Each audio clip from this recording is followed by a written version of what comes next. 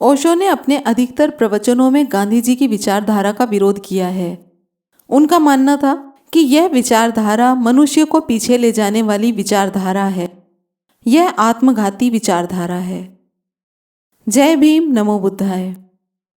ओशो कहते हैं, गांधी गीता को माता कहते हैं, लेकिन गीता को आत्मसात नहीं कर सके, क्योंकि गांधी की अहिंसा युद्ध की भावनाओं को कहाँ रखेगी। तो गांधी जी उपाय खोजते हैं। वे कहते हैं यह वह युद्ध है जो सिर्फ एक रूपक है, यह युद्ध तो कभी हुआ ही नहीं। कृष्ण की बात गांधी की पकड़ में कैसे आ जाती है? क्योंकि कृष्ण उसे समझाते हैं कि तू लड़, और लड़ने के लिए जो जो तर्क देते हैं वह ऐसा अनूठा है जो कि इसके पहले कभी नहीं दिया गया था। परम अहिंसक ही दे सकता है उस तर्क को। ओशो कहते हैं, मेरी दृष्टि में कृष्ण अहिंसक है और गांधी हिंसक। दो तरह के लोग होते हैं, एक वे जो दूसरों के साथ हिंसा करें और दूसरे वे जो खुद के साथ हिंसा करें। गांधी दूसरे किस्म के व्यक्ति थे। ओशो की एक किताब है अस्वीकृति में उठा हाथ।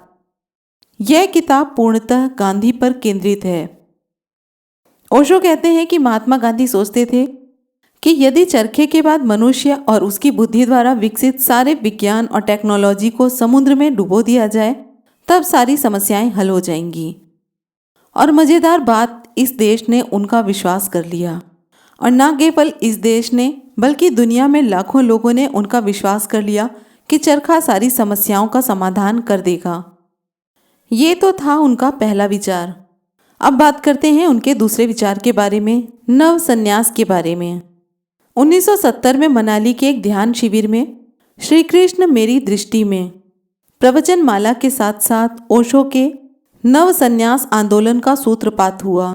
इस दौरान उन्होंने दुनिया भर के धर्मों में प्रचलित संन्यास से भिन्न एक नए तरह का सन्यासी होने का कॉन्सेप्ट रखा। ओशो ने एक हंसते खेलते अभिनव संन्यास की प्रस्तावना की। इस संन्यास में कोई त्याग और पलायन नहीं है, बल्कि ध्यान द्वारा स्वयं को रूपांतरित करके जीवन को और सुंदर व सृजनात्मक बनाने की भावना है। संसार में रहते हुए भी संसार का ना होना, कमलवत जीना, अतीत की स्मृतियों और भविष्य की कल्पनाओं से निर्भय होकर क्षण क्षण में होश में जीना ओशो का नव संन्यास है। इस नव संन्यास में सन्यासी को कोई भगवा या गेरुए वस्त्र पहनने की कोई जरूरत नहीं, माला और नियमों का पालन करने की कोई जरूरत नहीं, पूजा पाठ, ईश्वर प्रार्थना आदि करने की कोई जरूरत नहीं, बस प्रतिदिन ध्यान करने की शर्त है। ओशो की नज़र में सन्यासी वह है जो अपने घर संसार, पत्नी और बच्चों के साथ रहकर पारिवारिक सामाजिक जिम्मेदारियों को निभाते हुए ध्यान और सत्संग का जीवन जिए। उनकी दृष्टि में यह एक सन्यास है जो इस देश में हजारों वर्षों से प्रचलित है। ओशो कहते हैं कि आपने घर परिवार छोड़ दिया, भगवे वस्त्र पहन लिए और चल पड़े जंगल की ओर। वह सन्यास तो त्याग का दूसरा नाम है। वह तो जीवन से भगोड़ापन है, पलायन है, और एक अर्थ में आसान भी है। अब है कि नहीं, लेकिन कभी अवश्य आसान था। वह सन्यास इसलिए भी आसान था कि आप संसार से भाग खड़े हुए तो संसार की सब समस्याओं से मुक्त हो गए, क्योंकि समस्याओं से कौन मुक्त होना नहीं चाहता। लेकिन जो लोग संसार से भागने की अथवा संसार को त्यागने की हिम्मत न जुटा सके, मोह में बंधे रहे, उन्हें त्याग का यह कृत्य बहुत महान लगेगा। जीवन को आत्म अज्ञान के बिंदु से देखना संसार है, आत्मज्ञान के बिंदु से देखना संन्यास है। इसलिए जब कोई कहता है कि मैंने संन्यास लिया है तो मुझे ये बात बहुत ही असत्य मालूम होती है। यह लिया हुआ संन्यास ही संसार के विरोध की भ्रांति पैदा कर देता है। संन्यास भी क्या लिया जा सकता है? क्या कोई कहेगा कि ज्ञान मैंने लिया है? लिया हुआ ज्ञान भी कोई ज्ञान होगा? ऐसा ही लिया हुआ संन्यास भी संन्यास नहीं होता। सत्य ओढ़े नहीं जाते हैं, उन्हें तुम्हारे भीतर जगाना होता है। संन्यास का जन्म होता है, वह समझ से आता है। उस समझ से हम परिवर्तित होते जाते हैं। जैसे जैसे हमारी समझ बदलती है, हमारी दृष्टि बदलती है और अनायास ही आचरण भी बदल जाता है। संसार जहाँ का तहाँ होता है, पर हमारे भीतर संन्यास का जन्म होता जाता है। संन्यास का अर्थ है यह बोध कि मैं शरीर नहीं हूँ, मैं आत्मा हूँ। इस बोध के साथ ही भीतर आसक्ति और अज्ञान नहीं रह जाता। संसार बाहर था, अब भी वह बाहर ही होगा, पर उसके भीतर उसके प्रति राग शून्यता होगी। या यूं कहें कि संसार अब भीतर होगा ही नहीं। तो ये था ओशो का दूसरा विचार। अब बात करेंगे तीसरे और विवादित विचार के बारे में। जोरबा टू बुद्ध। ओशो कहते हैं कि जोरबा का अर्थ होता है एक भोग विलास में पूरी तरह से डूबा हुआ व्यक्ति और बुद्धा का अर्थ निर्वाण पाया हुआ। जोरबा केवल शुरुआत है। यदि तुम अपने जोरबा को पूर्ण रूपेण अभिव्यक्त होने की स्वीकृति देते हो तो तुम्हें कुछ बेहतर, कुछ उच्चतर, कुछ महत्तर सोचने के लिए बाध्य होना पड़ता है। वह मात्र वैचारिक चिंतन से पैदा नहीं हो सकता, वह तुम्हारे अनुभव से जन्मेगा, क्योंकि वे छोटे छोटे क्षुद्र अनुभव उकताने वाले हो जाएंगे। गौतम बुद्ध स्वयं इसीलिए बुद्ध हो पाए क्योंकि वे जोरबा की जिंदगी खूब अच्छी तरह जी चुके थे। पूरब ने इस बात पर ध्यान नहीं दिया कि 29 वर्षों तक बुद्ध इस तरह जिए जैसा कोई जोरबा कभी न जिया होगा। ओशो पर आरोप है कि वे सिर्फ अमीरों के गुरु हैं। उन्होंने पूंजीवाद को बढ़ावा दिया है। उनके पास लगभग 100 रोल्स रॉयस कारें थीं। वे कभी गरीबों की गरीबी का पक्ष नहीं लेते थे। इस पर ओशो कहते हैं कि दुखवादी नहीं, सुखवादी बनो। सुखी रहने के सूत्र ढूंढो तो समृद्धि स्वतः ही आने लगेगी। वे कहते हैं कि किसी गांव में 10,000 गरीब हों और 2 आदमी उनमें मेहनत करके अमीर हो जाएं, तो बाकी के 9,998 लोग कहेंगे कि इन 2 आदमियों ने अमीर होकर हमको गरीब कर दिया। और कोई ये नहीं पूछता कि जब ये 2 आदमी अमीर नहीं थे तब तुम अमीर थे, तुम्हारे पास कोई संपत्ति थी जो इन्होंने चूस ली। नहीं तो शोषण का मतलब क्या होता है? अगर हमारे पास था ही नहीं तो शोषण कैसे हो सकता है? शोषण उसका होता है जिसके पास हो। अमीर के ना होने पर हिंदुस्तान में गरीब नहीं था। हाँ, ये बात और है कि गरीबी का पता नहीं चलता था, क्योंकि पता चलने के लिए कुछ लोगों का अमीर हो जाना आवश्यक है, तब गरीबी का बोध होना शुरू होता है। बड़े आश्चर्य की बात है, जो लोग मेहनत करें, बुद्धि लगाएं, श्रम करें और अगर थोड़ी बहुत संपत्ति इकट्ठा कर लें तो ऐसा लगता है कि इन लोगों ने बड़ा अन्याय किया होगा। पूंजीवाद शोषण की व्यवस्था नहीं है। पूंजीवाद एक व्यवस्था है श्रम को पूंजी में कन्वर्ट करने की, श्रम को पूंजी में रूपांतरित करने की व्यवस्था है। लेकिन जब आपका श्रम रूपांतरित होता है, जब आपको या मुझे 2 रुपये मेरे श्रम के मिल जाते हैं, तो मैं देखता हूँ जिसने मुझे 2 रुपये दिए हैं उसके पास कार भी है और बंगला भी खड़ा होता जाता है। स्वभावतः मुझे तब ख्याल आता है कि मेरा कुछ शोषण हो रहा है, और जब मेरे पास कुछ था ही नहीं तो शोषण कैसे हुआ? उनका चौथा विवादित विचार ये था कि परिवार की कोई ज़रूरत नहीं है। ओशो का सबसे विवादित विचार है परिवार की परंपरा को समाप्त कर कम्यून की अवधारणा को स्थापित करना। ओशो की नज़र में जब परिवार की जरूरत नहीं तो विवाह गौण हो जाता है। ओशो कहते हैं कि एक एक परिवार में कलह है, जिसको हम गृहस्थी कहते हैं। वह संघर्ष, कलह, द्वेष, ईर्ष्या और 24 घंटे उपद्रव का अड्डा बनी हुई है। लेकिन न मालूम हम कैसे अंधे हैं कि देखने की कोशिश भी नहीं करते। बाहर जब हम निकलते हैं तो मुस्कुराते हुए निकलते हैं, घर के सब आंसू पोंछकर बाहर जाते हैं। पत्नी भी हंसती हुई मालूम पड़ती है, पति भी हंसता हुआ मालूम पड़ता है। ये सारे चेहरे झूठे हैं, ये दूसरों को दिखाई देने वाले चेहरे हैं। घर के भीतर के चेहरे आंसुओं से भरे होते हैं। 24 घंटे कलह और संघर्ष में जीवन बीत रहा है, फिर इस कलह और संघर्ष के परिणाम भी ऐसे ही होंगे। हमने सारे परिवार को विवाह के केंद्र पर खड़ा कर दिया है, प्रेम के केंद्र पर नहीं। हमने ये मान रखा है कि विवाह कर देने से 2 व्यक्ति प्रेम की दुनिया में उतर जाएंगे। अद्भुत झूठी बात है, और 5000 वर्षों से भी हमें इसका ख्याल नहीं आ सका है। हम अद्भुत अंधे हैं। 2 आदमियों के हाथ बांध देने से प्रेम के पैदा हो जाने की कोई ज़रूरत नहीं है, कोई अनिवार्यता नहीं है। बल्कि सच्चाई ये है कि जो लोग बंधा हुआ अनुभव करते हैं वे आपस में कभी प्रेम कर नहीं सकते। प्रेम का जन्म होता है स्वतंत्रता में। प्रेम का जन्म होता है स्वतंत्रता की भूमि में, जहाँ कोई बंधन नहीं, कोई मजबूरी नहीं। किंतु हम अविवाहित स्त्री या पुरुष के मन में, युवक और युवती के मन में उस प्रेम की पहली किरण का गला घोंटकर हत्या कर देते हैं। फिर हम कहते हैं कि विवाह से प्रेम पैदा होना चाहिए। तो ये था विवादित चौथा विचार। अब बात करते हैं 5वें विवादित विचार के बारे में। ओशो कहते हैं कि सदियों से आदमी को विश्वास, सिद्धांत, मत बेचे गए हैं, जो कि एकदम मिथ्या हैं, झूठे हैं।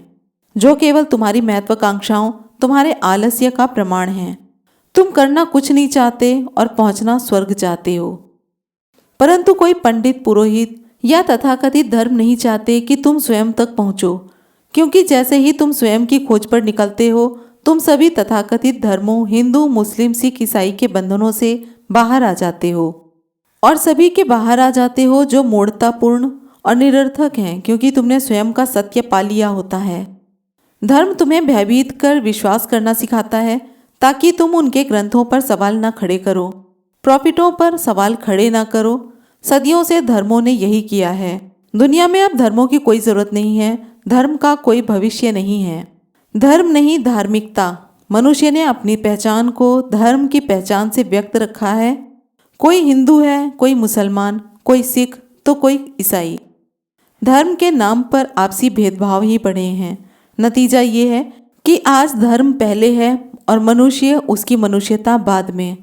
ओशो कहते हैं, आनंद मनुष्य का स्वभाव है और आनंद की कोई जाति नहीं, उसका कोई धर्म नहीं। धर्मों के कारण ही धर्मों का विवाद इतना है कि धर्मों की एक दूसरे के साथ इतनी झीना झपटी है। धर्मों का एक दूसरे के प्रति विद्वेष इतना है कि धर्म धर्म ही नहीं रहे। उन पर श्रद्धा सिर्फ वे ही कर सकते हैं जिनमें बुद्धि नाम मात्र को नहीं है। अब सिर्फ मूढ़ ही पाए जाते हैं मंदिरों में, मस्जिदों में, चर्च में। जिसमें थोड़ा सा भी सोच विचार है वो वहाँ से कभी के विदा हो चुके हैं, क्योंकि जिनमें थोड़ा सा भी सोच विचार है उसे दिखाई पड़ेगा कि धर्म के नाम से जो चल रहा है वह धर्म नहीं है, कुछ और है। पोप जब चलते हैं तो धर्म नहीं चलता, कुछ और ही चलता है। बुद्ध जब चले तो धर्म चला। अब पंडित हैं, पुजारी हैं, पुरोहित हैं, वे चलते हैं। उनके चलने में वह प्रसाद नहीं, धर्म के नाम पर वैमनस्य है, ईर्ष्या है, हिंसा है, खून खराबा है। मंदिर और मस्जिद ने इतना लड़वाया है कि कोई भरोसा भी करना चाहे तो कैसे करे, और शास्त्र आज नहीं कल झूठे हो जाते हैं। ओशो कहते हैं कि आधुनिक मनुष्य अभी तक अस्तित्व में आया ही नहीं है। दुनिया के सभी लोग बहुत पुरातन और प्राचीन हैं। किसी भी समकालीन व्यक्ति से भेंट कर पाना बहुत दुर्लभ है। कोई 10,000 पूर्व स्थापित किए गए धर्म से संबंधित है, कोई 2,000 वर्ष पूर्व स्थापित किए गए धर्म से। ये लोग समकालीन नहीं हैं। ये लोग आधुनिक युग में तो रह रहे हैं पर आधुनिक नहीं हैं, और इसी कारण एक बड़ी समस्या पैदा हो गई है। तकनीकी और वैज्ञानिक प्रगति की आवश्यकता है, जिससे कि आधुनिक मनुष्य इसका उपयोग करे, और आधुनिक मनुष्य उपलब्ध है ही नहीं। टेक्नोलॉजी, प्रौद्योगिकी उपलब्ध है, विज्ञान उपलब्ध है, लेकिन वे व्यक्ति जो इसका रचनात्मक उपयोग कर सकें वे उपलब्ध नहीं हैं। फलतः परिणाम विनाशकारी सिद्ध हुए हैं। अब बात करेंगे इनके छठे और विवादित विचार के बारे में। ओशो कहते हैं कि ईश्वर है तो उसके साथ सभी तरह का पाखंड जुड़ा रहेगा। पाप पुण्य, स्वर्ग नरक, अवतारवाद, पैगंबर, पूजा पाठ, धर्मांतरण, धर्म ग्रंथ, मंदिर, मस्जिद, चर्च आदि सभी तरह के पाखंड जुड़े रहेंगे। प्रॉफिट और धर्म ग्रंथों के बगैर ईश्वर की कल्पना मुश्किल है। ओशो ने ईश्वरवादी और ईश्वर विरोधी दोनों ही विचारधाराओं का विरोध किया। जो ईश्वरवादी हैं वो मंदिर, मस्जिद, चर्च आदि जगहों पर जाकर ईश्वर से चूक गए, और जो ईश्वर विरोधी हैं वो इनसे लड़कर चूक गए। ईश्वर कोई बाह्य सत्य नहीं है, वह तो स्वयं के ही परिष्कार की अंतिम चेतना अवस्था है। उसे पाने का अर्थ वही हो जाने के अतिरिक्त और कुछ नहीं है। अब इनके सातवें विवादित विचार के बारे में बात करेंगे, समाजवाद से सावधान। ओशो कहते हैं कि समाजवाद से सावधान रहना यह जीवन विरोधी विचारधारा है। समाजवाद और साम्यवाद दोनों ही जीवन की व्यवस्था को राज्य के हाथों में दे देने का उपाय है, जिसे कि आज पूंजीवाद कहते हैं। वह पीपुल्स कैपिटलिज्म है, वह जन पूंजीवाद है, और जिसे समाजवाद और साम्यवाद कहा जाता है। वह स्टेट कैपिटलिज्म यानी कि राज्य पूंजीवाद है, और कोई फर्क नहीं है। ओशो रजनीश की 2 किताबें हैं, समाजवाद से सावधान और नए समाज की खोज। दोनों ही में उन्होंने समाजवाद या कम्युनिज्म का विरोध किया है। ओशो कहते हैं कि पूंजीवाद ठीक से विकसित हो तो समाजवाद उसका सहज परिणाम है। 9 महीने का गर्भ हो तो बच्चा सहज और चुपचाप पैदा हो जाता है। पूंजीवाद ठीक से विकसित ना हो तो समाजवाद की बात सुसाइडल है आत्मघाती है।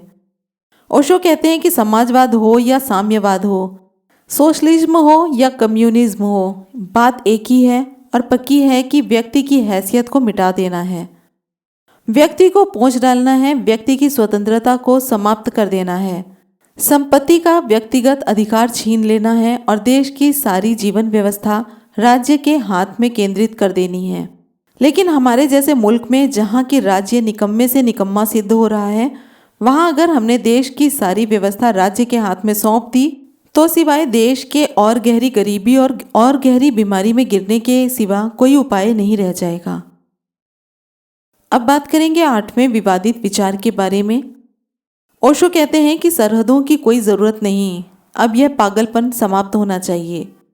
दूसरे विश्व युद्ध से पहले राष्ट्रसंघ लीग ऑफ नेशंस ने एक विश्व शासन का प्रयोग करके देखा था, लेकिन वो सफल नहीं हो सका। वह एक वाद विवाद का क्लब बनकर रह गया। दूसरे विश्व युद्ध ने राष्ट्रसंघ की विश्वसनीयता को खत्म कर दिया, लेकिन उसकी जरूरत अभी भी थी, इसलिए उन्हें संयुक्त राष्ट्र संघ निर्मित करना पड़ा। लेकिन संयुक्त राष्ट्र संघ उतना ही असफल रहा जितना कि राष्ट्र संघ। फिर से वह एक वाद विवाद का क्लब बनकर रह गया, क्योंकि उसके हाथ में कोई ताकत नहीं थी, वह कुछ भी कार्यान्वित नहीं कर सकता था। वह सिर्फ एक औपचारिक चर्चा करने का क्लब है। अभी संयुक्त राष्ट्र संघ का जो तरीका है, कुछ देशों को वीटो करने का अधिकार है, उसे विसर्जित कर देना चाहिए। संयुक्त राष्ट्र संघ एक सत्ता की दौड़ है और यह कई उपद्रवों का कारण बना है। एक अकेला शासन सारी दुनिया के लिए कुछ भी वीटो इनकार कर सकता है। इसकी जगह विभिन्न देशों को एक एक राष्ट्रपति को मतदान करने का अधिकार होगा, जो कि उस देश की मैट्रिक परीक्षा में उत्तीर्ण हुई जनसंख्या पर निर्भर होगा। इससे पूरी दुनिया का सत्ता का ढांचा बदल जाएगा। उसके बाद उसकी बारीकियों पर सोच विचार करना बड़ा सरल होगा। उसे सफल बनाने का सरल उपाय यही होगा कि उसे विश्व शासन बना दें। सभी देशों को चाहिए कि वे अपनी फौजें, अपने हथियार विश्व शासन को समर्पित कर दें। निश्चित ही अगर एक ही शासन हो तो ना फौजों की जरूरत होगी और ना हथियारों की। तुम युद्ध किसके साथ करोगे? उनका 9वां विवादित विचार ये था, संभोग से समाधि की ओर। संभोग से समाधि की ओर उनकी बहुचर्चित पुस्तक है, लेकिन इससे कहीं ज़्यादा अधिक सेक्स के संबंध में अन्य दूसरी पुस्तकों में उन्होंने सेक्स को एक अनिवार्य और नैसर्गिक कृत्य बताकर इसका समर्थन किया है। जबकि आमतौर पर दुनिया भर के धर्म सेक्स का विरोध करते हैं। संन्यास लेना हो या किसी भी संप्रदाय का संत बनना हो तो पहली शर्त यही होती है कि ब्रह्मचर्य का पालन करें। लेकिन ओशो के संन्यास की शुरुआत ही भोग से तृप्त होकर मुक्त होने के बाद की होती है। ओशो के सेक्स संबंधी विचारों का विश्व भर के लोगों ने उनके काल में घोर विरोध किया था और आज भी करते हैं। ओशो कहते हैं कि सेक्स पहली सीढ़ी है और समाधि अंतिम। संभोग से समाधि की ओर युवक और योनि व क्रांति सूत्र, तंत्र सूत्र, विज्ञान, भैरव तंत्र आदि कई किताबों के माध्यम से ओशो ने सेक्स, युवक, विद्रोह, प्रेम विवाह, तलाक आदि पर अपने बेबाक विचार रखे हैं। वे कहते हैं यदि विवाह करना हो तो उसमें कई तरह की कानूनी बाधा खड़ी करो और तलाक के लिए कानून आसान बनाए हैं। अभी इसका उल्टा है, विवाह करना आसान है लेकिन तलाक लेना कठिन है। क्रांति सूत्र में ओशो ने किसी भी तरह के वाद, पब्लिक ओपिनियन और दमन से मुक्ति की जोरदार वकालत की है, तो दूसरी ओर ओशो अपोजिट सेक्स के बच्चों को ज़्यादा से ज़्यादा नग्न रखने की सलाह देते हैं, तो कहीं हर नगर में खुजराहो जैसी नग्न प्रतिमाओं के होने की वकालत करते हैं। इससे संबंधित उनके अपने कुछ विचार हैं। संभोग से समाधि की ओर में ओशो कहते हैं कि सेक्स का विरोध नहीं है ब्रह्मचर्य, बल्कि सेक्स का ट्रांसफॉर्मेशन है। जो सेक्स का दुश्मन है वह कभी भी ब्रह्मचर्य को उपलब्ध नहीं हो सकता। जिस दिन इस दुनिया में सेक्स की सहज स्वीकृति हो जाएगी, उस दिन इतनी बड़ी ऊर्जा मुक्त होगी कि भारत में हम आइंस्टाइन पैदा कर सकते हैं। पति अपनी पत्नी के पास ऐसे जाए जैसे कोई मंदिर के पास जाता है, पत्नी अपने पति के पास ऐसे जाए जैसे कोई परमात्मा के पास जाता है। क्योंकि जब दो प्रेमी संभोग करते हैं तो वास्तव में वे परमात्मा के मंदिर से ही गुजरते हैं। इसका इतना आकर्षण क्षणिक समाधि के लिए है। इससे आप उस दिन मुक्त होंगे जिस दिन आपको समाधि बिना संभोग के हासिल होनी शुरू हो जाएगी। परिवार नियोजन की बात धीरे धीरे अनिवार्य हो जानी चाहिए। इसे किसी की स्वेच्छा पर नहीं छोड़ा जा सकता। ओशो का 10वां विवादित विचार था, विश्वास नहीं संदेह करो। ओशो कहते हैं कि धर्म या विज्ञान के रेडीमेड सत्यों से काम नहीं चलेगा। मैं संशय या दुविधा की बात नहीं कर रहा हूँ, मैं संदेह की बात कर रहा हूँ। संदेह करोगे तभी सत्य तक पहुँच सकते हो। श्रद्धा और विश्वास बांधते हैं, संदेह मुक्त करता है। दुनिया भर के धर्म तुम्हें विश्वास करना सिखाते हैं। यह धर्म की चालाकियाँ हैं। सभी तरह की शिक्षा चित्त को बूढ़ा करती है। यह चित्त को जगाती नहीं है, भरती है, और भरने से चित्त बूढ़ा होता है। विचार भरने से चित्त थकता है, बोझिल होता है और बूढ़ा होता है। विचार देना स्मृति को भरना है। वह विचार या विवेक का जागरण नहीं है। स्मृति विवेक नहीं है, स्मृति तो यांत्रिक है। विवेक है चैतन्य। विचार नहीं देना है, विचार को जगाना है। जहाँ विचार जागृत है वहाँ चित्त सदा युवा है, और जहाँ चित्त युवा है वहाँ जीवन का सतत संघर्ष है। वहाँ चेतना के खुले द्वार हैं, और वहाँ सुबह की ताज़ी हवाएं भी आती हैं और नए उगते सूरज का प्रकाश भी आता है। व्यक्ति जब दूसरों के विचारों और शब्दों की कैद में हो जाता है तो सत्य के आकाश में उसकी स्वयं की उड़ने की क्षमता ही नष्ट हो जाती है।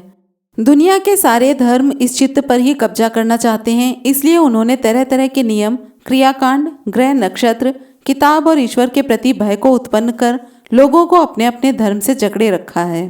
दुनिया के तमाम धर्म विश्वास सिखाते हैं, लेकिन वे जो विश्वास सिखाते हैं उस पर कभी भी कोई सवाल नहीं उठाता। धर्मों के विश्वास और धारणाओं पर सभी आंख बंद करके मानते रहते हैं। यदि कोई इस सवाल को उठाता भी है तो उसे धर्म विरोधी या नास्तिक मान लिया जाता है।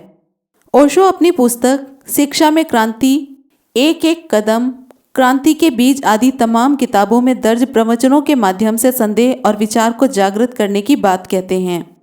वे कहते हैं कि किसी की बात को मानना नहीं चाहिए, जानना चाहिए। विचारवान लोग ही जानने के बारे में सोचते हैं। विश्वास से अंधश्रद्धा का जन्म होता है। मानने के धोखे में मत पड़ना, जानने की यात्रा करो। जानो तो निश्चित देव ही है, पत्थर तो है ही नहीं। मूर्तियों में ही नहीं, पहाड़ों में भी जो पत्थर है वहाँ भी देवता ही छिपा है। जानने से तो परमात्मा के अतिरिक्त कुछ और बचता ही नहीं। जाना कि परमात्मा के द्वार खुले हर तरफ से, हर दिशा से, हर आयाम से। तो ये थे ओशो के कुछ विचार जो कि विवाद में रहे। वीडियो पसंद आई हो तो लाइक, कमेंट, शेयर करना ना भूलें। चैनल को सब्सक्राइब करें और फिर मिलेंगे अगले वीडियो में। तब तक के लिए जय भीम, नमो बुद्धाय।